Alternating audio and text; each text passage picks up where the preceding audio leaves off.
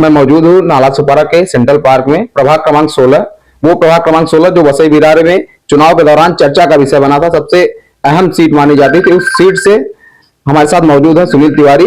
इनकी पत्नी ने उस सीट से चुनाव जीतकर कहीं ना कहीं इस बार भारतीय जनता पार्टी की जो सीटें आई हैं 44 सीटें, पिछले चुनाव में 1 सीटें आई थी। पार्टी ने आप लोगों को मौका दिया और आप लोगों ने एक, या ये कहें कि भले आपका महापौर बैठे या ना बैठे, आपको व्यापक बहुमत नहीं मिला, लेकिन पार्टी ने कहीं ना कहीं इतिहास रच दिया। जनता को क्या संदेश देना चाहेंगे आप? सबसे पहले मैं हमारे देवतुल्य जनता, हमारे मतदाताओं को मैं सबसे पहले नमस्कार करता हूं और उनका आभार व्यक्त करता हूं जिन्होंने हमें महानगर पालिका के इस चुनाव में जिताया।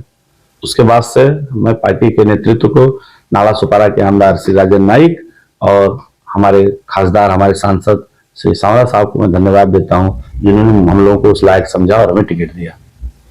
तो अभी आप नगर सेवक बन के आ गए हैं, आपकी पत्नी नगर सेवक बन के आ गई हैं।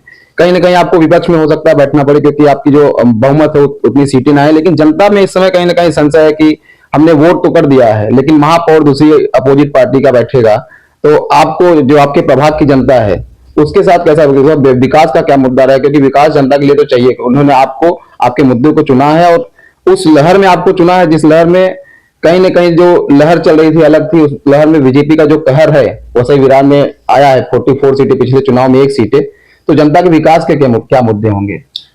देखिए, विकास हम कहीं भी कम नहीं पड़ने देंगे।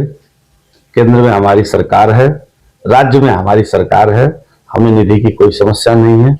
जितनी निधि की जरूरत पड़ेगी हम उससे ज्यादा निधि लाएंगे और जनता का विकास करेंगे। हमारी सीटें 2-4 भले कम आई हैं, लेकिन उससे जनता के विकास पे हम कोई भी फर्क पड़ने नहीं देंगे।